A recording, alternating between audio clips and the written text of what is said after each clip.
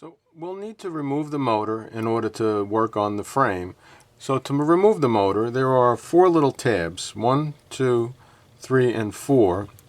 And those tabs, you push in slightly, or you can pull the frame out slightly with a screwdriver, and you'll take the motor. There are 2 black, or there's a black bar on the bottom of it, and if you push up gently, you can slide the motor out. This particular frame does not have screws. It has some kind of rivets that are pushed together. So you can't take the frame apart per se. The motor housing actually keeps the frame separated. So once the motor is out, you can then begin to work on it.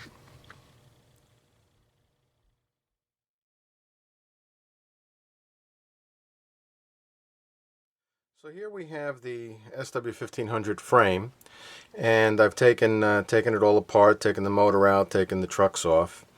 And what I've done is I've gone ahead and I've marked in 2 spots where the frame needs to be milled. Now, you can't really put this frame on a mill easily, so it's actually best to use a cutting wheel and to cut away the metal that we don't need.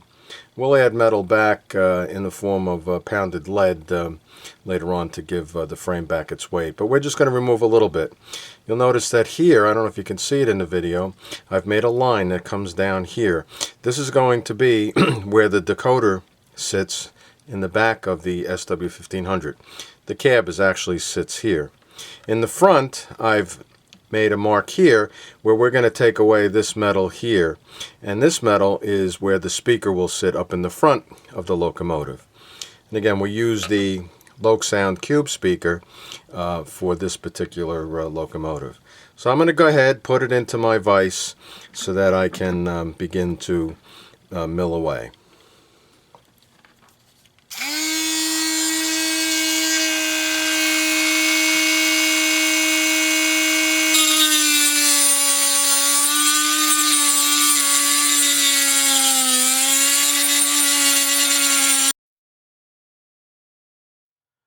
Okay, so I've cut the back, and you can see now that we have a slope which comes from where the motor begins to the back of the chassis. All right, and what I'm going to do is I'm going to use my wheel and a grinding wheel and various other tools to clean it up and get it ready for the motor and decoder.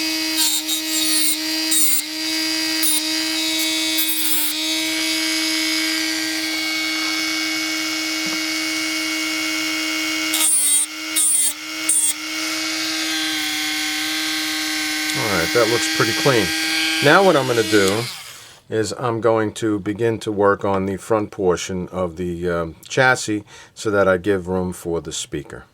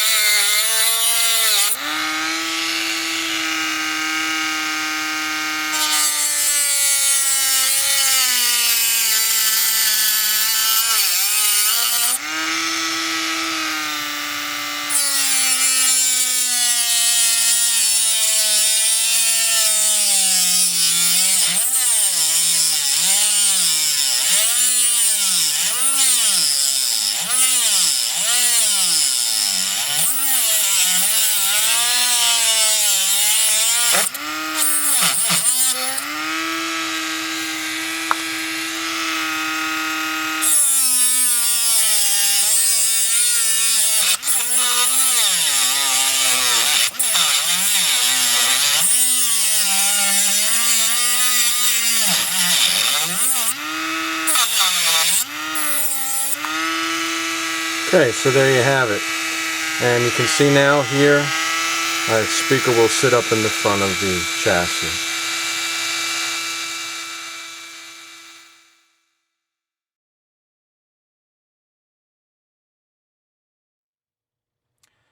Okay, so we have the motor separated, and what I like to do is I like to put my own wiring in, color-coded of course, to DCC.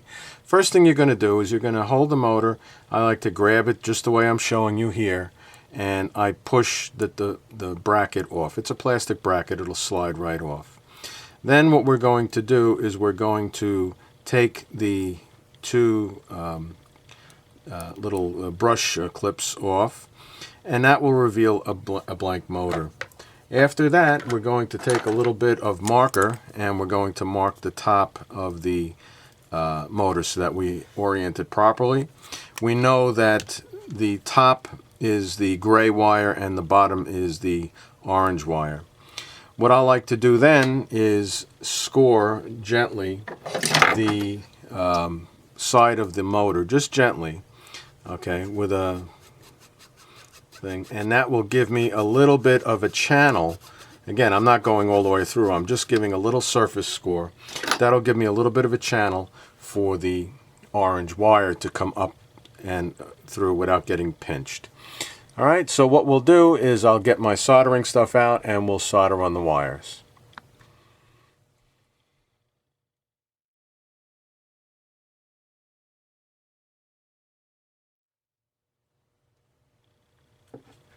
So I have my motor, and we're getting prepared to solder on the wires. One thing we do need to do is continue the slope that we made in the frame, and just to give me that little bit of extra clearance, what I need to do is I need to put an angle on the top of this motor brush. So we'll do that with our grinding wheel, our cutoff wheel.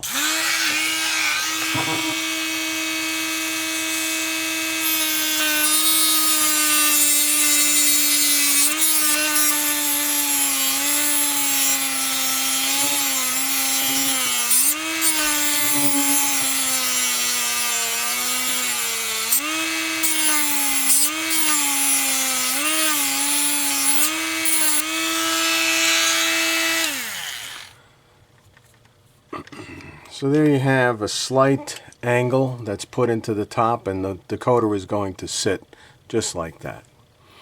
What we'll do now is I'll set up for solder and we'll go.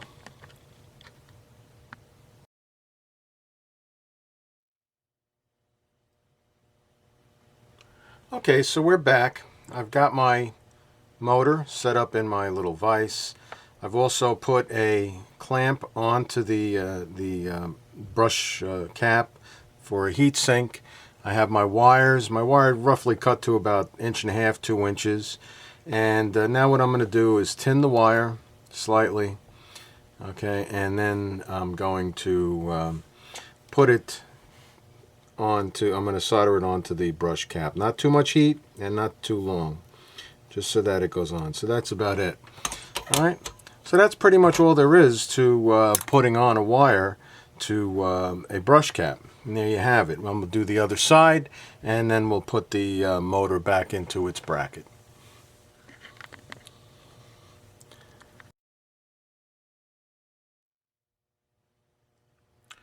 Okay, I have my orange wire now on the bottom motor brush soldered on.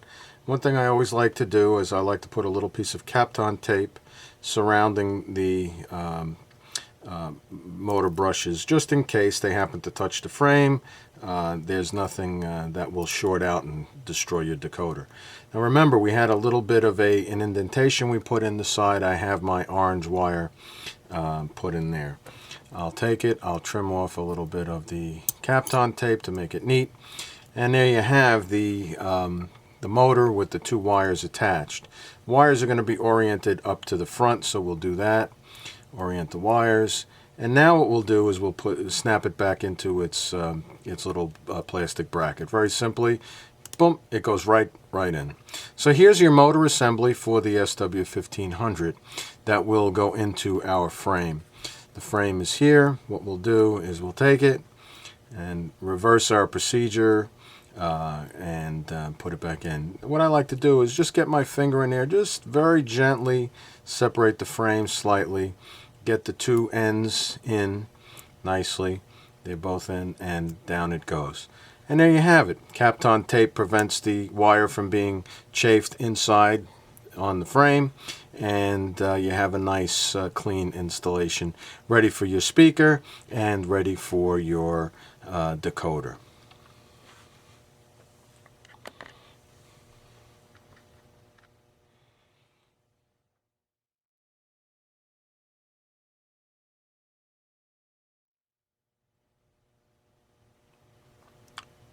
So one of the things that we need to do is we need to prepare the speaker. I use the LokSound cube speakers, the self-contained. I modify them slightly, and then I will attach them to the frame. But first thing I'm going to do is I'm going to set up a little bit of the Walther's glue, or Walther's goo, on the frame to hold the speaker in place. It also provides a good speaker sealant. So I use this pretty much very extensively in a lot of the work we do. The speaker that we get from LokSound is a beautiful little speaker. It's self-contained, but for this particular purpose, because I need more space in here and is tight, I need to modify it. So what I'll do is I'll take off the rubber barrier that's there and expose the two contacts for the speaker, and then on this side I'll remove this metal barrier here, right, and that will expose the speaker face. The speaker will be oriented with the contacts to the rear. This is the rear of the frame here. So what we're going to do is I put the glue there. That should be set nicely, and we're going to stick the speaker onto the frame right like that. All right. I may have to grind it slightly or shave a little bit off of each end of the speaker on the sides.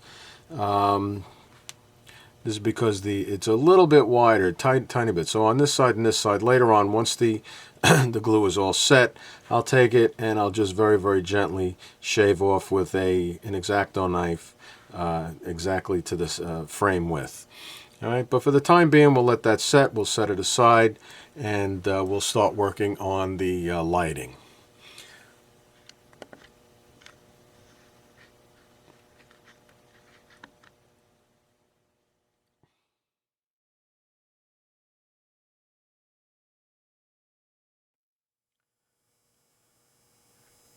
So here we have the semi-completed frame, and I'm testing to make sure that the motor is working properly and that there's no shorts to the frame.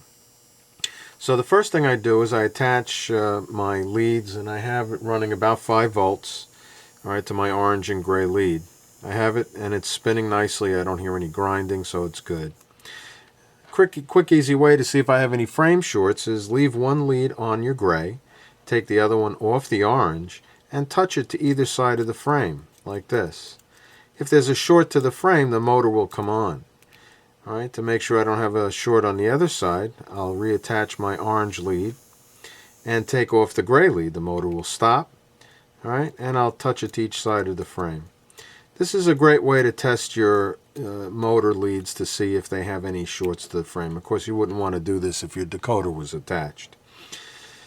To test the speaker, I have my tone generator, and I just want to make sure that there's no shorts. I'm fairly confident that there aren't, but we'll show you how we do this. We'll touch each side of the tone generator. All right. Now to make sure that the speaker's not shorted to the frame, I'll do the same thing. No shorts there. All right, and we'll try the other side, and there's no shorts there. So we're confident that there's no shorts for the speaker leads or the motor leads to the frame.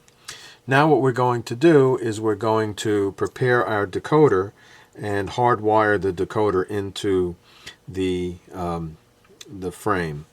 There's one thing that you need to check here with this particular locomotive is make sure that it's sitting properly in. Now you'll notice on the top of the speaker I have sealed off the speaker chamber with little cardboard spacer that will serve two purposes. Seals the top of the speaker, because remember before I took the seal off. And number two, I want to make sure that the frame sits the way it's supposed to within the shell. The frame should sit within the shell so that these tabs, these little gray tabs that hold the walkways on, are just about to the bottom of the frame. All right, in this case, you see I put the cardboard spacers so that it sits perfectly in the frame. That's an important step, because once you put this together, you don't want to have to be taking it off and putting it back on, especially if you have the little tabs on the bottom of the walkways. Those tend to break, and it's a pain in the neck to fix them back up. So what we'll do next is I'll prepare the decoder and show you the decoder, how it's installed in the frame.